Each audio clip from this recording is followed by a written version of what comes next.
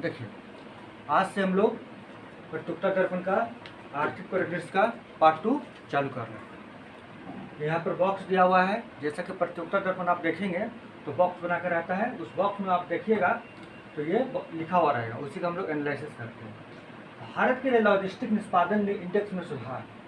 तो सबसे पहले इम्पोर्टेंट बात यह है कि लॉजिस्टिक होता क्या है ना, ये लॉजिस्टिक होता क्या है। देखिए, जब किसी वस्तु का उत्पादन होता है, यहाँ पर उत्पादन हुआ है ना, उत्पादन होता है तो उसका एक लक्ष्य होता है। क्या लक्ष्य होता है कि हमको मार्केट तक पहुंचना है और उसको अंतिम उपभोक्ता तक वो वस्तु को पहुंचा देना है। ठीक है, ये हो गया मार्केट, जिसको बाजार कह सकते हैं, है ना। बाजार के माध्यम से वो अंतिम उपभोक्ता तक वो पहुंचता है, अंतिम उपभोक्ता तक। ठीक है, तो उत्पादन स्थल से लेकर बाजार तक पहुंचने के लिए जो जो प्रक्रिया को अपनाया जाता है उस प्रक्रिया को क्या कहते हैं, लॉजिस्टिक कहते हैं, है ना। प्रक्रिया क्या हो सकता है, परिवहन हो सकता है,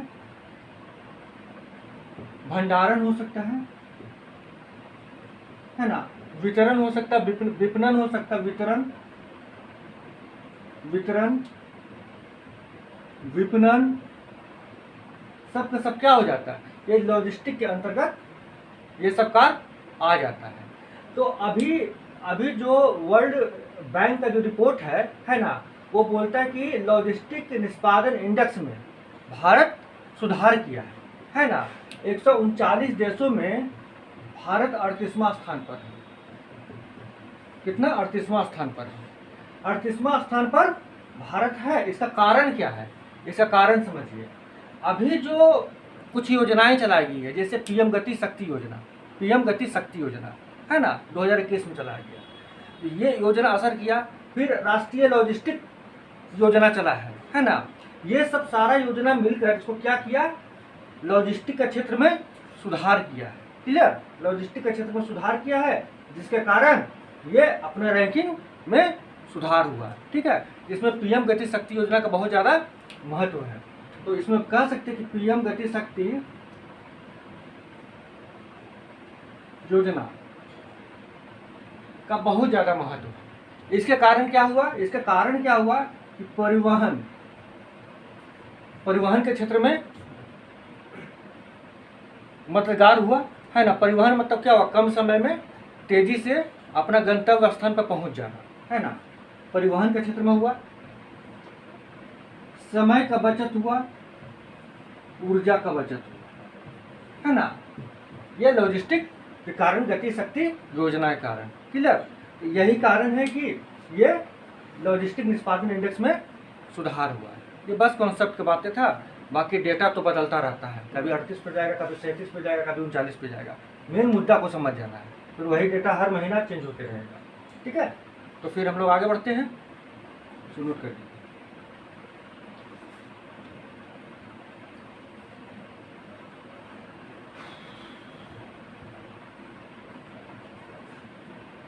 देखिए, अगला है कोच्चि में देश के पहली वाटर मेट्रो सेवा का शुभारंभ। जो केरल है, केरल का एक ड्रीम प्रोजेक्ट था क्या, कि पहली वाटर मेट्रो सेवा शुरुआत किया जाए। केरल का एक ड्रीम प्रोजेक्ट था। उस ड्रीम प्रोजेक्ट के तहत कोच्चि में देश की पहली वाटर सेवा का शुभारंभ हो गया। इसमें कुछ बड़ा बात है नहीं। ठीक है, तो आगे हम लोग बढ़ते हैं। विश्व में अरबपतियों की संख्या लगातार तीसरे वर्ष घटी, जबकि भारत में यह संख्या बढ़ी। फोर्ब्स का आंकड़न। फोर्ब्स एक अमेरिकन मैगजीन है, वो हर साल क्या करता है कि आकलन देकर अपना एक डेटा देता है कि पूरा विश्व में कौन अमीर है, कौन गरीब है, कितने अरबपति है ना। इसका एक डेटा देता है। मोस्टली वो अमीरों का संख्या निकालता है, कौन नंबर 1 पर है, कौन नंबर 2 पर है, उसका एक रैंकिंग जारी करता है। ठीक है, तो उस रैंकिंग में क्या बताया है कि पिछले साल की तुलना में अगर विश्व में देखा जाए तो अरबपतियों का संख्या कम हुआ है। पिछले साल की तुलना में अरबपतियों का संख्या कितना हुआ है, कम हुआ है। लेकिन भारत में अरबपतियों की संख्या बढ़ा है। ठीक है ना, जैसे कि पूरा विश्व में देखा जाए तो कितना हुआ, 140 अरबपति है ना। ठीक है, 28 घट गया है, 28 अरबपति घटा है। हम वर्ल्ड वाइड बात कर रहे हैं, हम विश्व स्तर पर बात कर रहे हैं। लेकिन भारत के संदर्भ में देखा जाए तो 66 पिछले साल अरबपति थे, 3 अरबपति बढ़कर कितना हो गए हैं 169। तो अगर वर्ल्ड वाइड देखा जाए तो ये संख्या घटा, यानी कि पिछले बार कितना वर्ल्ड वाइड होगा 168 होगा ना, 168 होगा पिछले साल का, लेकिन 28 घट के 140 हो गया ये, ठीक है। लेकिन वर्ल्ड वाइड देखा जाए तो 3 बढ़कर 169, वर्ल्ड वाइड में भारत के संदर्भ में देखा जाए तो 169 हो गया, ठीक है। यही तो बताया है, इसमें कुछ विशेष था नहीं समझने लायक। क्लियर, इसको नोट कर लीजिए, ठीक है।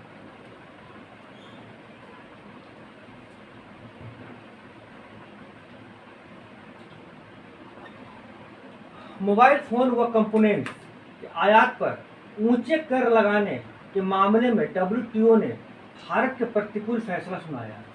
बात 2017 का है, ठीक है। 2017 में यूं हुआ कि भारत इंफॉर्मेशन टेक्नोलॉजी और टेलीकॉम टेक्नोलॉजी से संबंधित जितने भी कंपोनेंट होते हैं, जितना भी प्रोडक्ट होते हैं, वो बाहर से आयात होता है भारत में, है ना। मैन्युफैक्चरिंग कम होता है, बाहर से आयात होता है। उस आयातित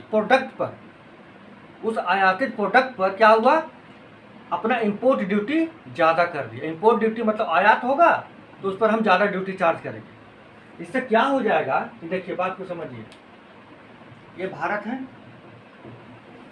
ये कोई दूसरा देश है, मान लीजिए ये जापान है, मान लीजिए ये ताइवान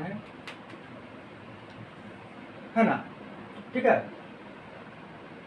मान लीजिए कि ये सामान भेजता है यहाँ, अगर यहाँ पर हम मान लो कि जो जितना गुड्स है, जितना उसका प्रोडक्ट है, उस पर हम इंपोर्ट ड्यूटी ज़्यादा कर देते हैं। तो 100 रुपये का सामान था पहले, अब ज़्यादा लगा दिए, 10% ज़्यादा में ड्यूटी बढ़ा दिए तो 110 रुपया हो गया, 110 रुपया होगा। मतलब मार्केट में तो 110 रुपये में बिकेगा ये, है ना। इससे क्या होगा कि इसको खरीदने वाला कम हो जाएगा, ड्यूटी बढ़ जाएगा तो महंगा हो जाएगा, तो मार्केट में प्रोडक्ट को खरीदने वाला कम हो जाएगा, है ना। तो इसका विरोध ये लोग करने लगा कि मेरा सामान को ही अपना मार्केट में जाकर इंपोर्ट ड्यूटी बढ़ाकर महंगा कर दिया, जिस कारण मेरा सामान भारत के बाजार में कम बिकेगा। इस शिकायत को जाकर डब्ल्यूटीओ में जाकर शिकायत लगा दिया, है ना। शिकायत लगा दिया कहाँ, डब्ल्यूटीओ में, यानी वर्ल्ड ट्रेड ऑर्गेनाइजेशन में जाकर शिकायत लगा दिया कि भारत देखिए हम लोग का प्रोडक्ट पर जरूरत से ज़्यादा क्या किया, इंपोर्ट ड्यूटी लगा दिया। उसी शिकायत का निपटान 2023 में, जो 2017 में शिकायत किया गया था, उसका निपटान 2023 में किया गया है। क्या आप फैसला आया भारत के विरुद्ध, डब्ल्यूटीओ फैसला सुनाया है कि भारत अपना इंपोर्ट ड्यूटी इतना भी नहीं बढ़ा सकता है ना।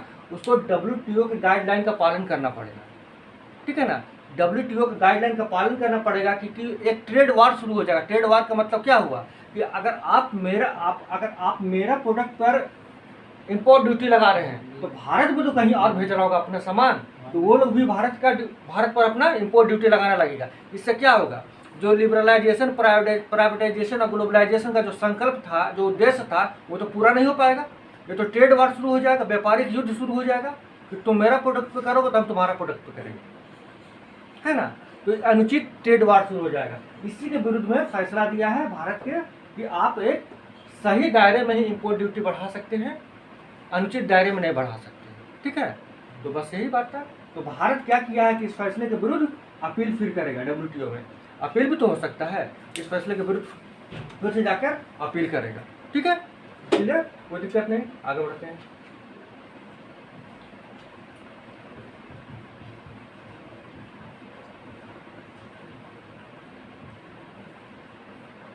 देखिए, भारत अब विश्व में सर्वाधिक जनसंख्या वाला देश बन गया है, यूनाइटेड नेशन पॉपुलेशन फंड यूएनपीएफ, है ना। देखिए, भारत चीन को छोड़कर, पीछे छोड़कर विश्व में सर्वाधिक जनसंख्या वाला देश बन चुका है, ठीक है। ये रिपोर्ट किसका है, यूनाइटेड नेशन पॉपुलेशन फंड का। ये रिपोर्ट है यूनाइटेड नेशन पॉपुलेशन फंड का रिपोर्ट है कि भारत नंबर 1 पर पहुंच गया जनसंख्या के मामले में। नंबर 2 पर कौन है, चीन है, नंबर 2 पर पहुंच गया है। और हम लोग जैसा कि पढ़े हैं कि लगभग जनसंख्या का अंतर 28 लाख था, 28 लाख था, लगभग 28 लाख, क्योंकि अभी तो बढ़ घट रहा होगा, पर डे कुछ ना कुछ जन्म ले रहा है, लेकिन लगभग 28 लाख जनसंख्या के दोनों में अंतर है, ठीक है। तो इस तरह से भारत अभी नंबर 1 पर पहुंच चुका है। आज के लिए इतना ही, है ना। फिर अगला क्लास में मिलेंगे।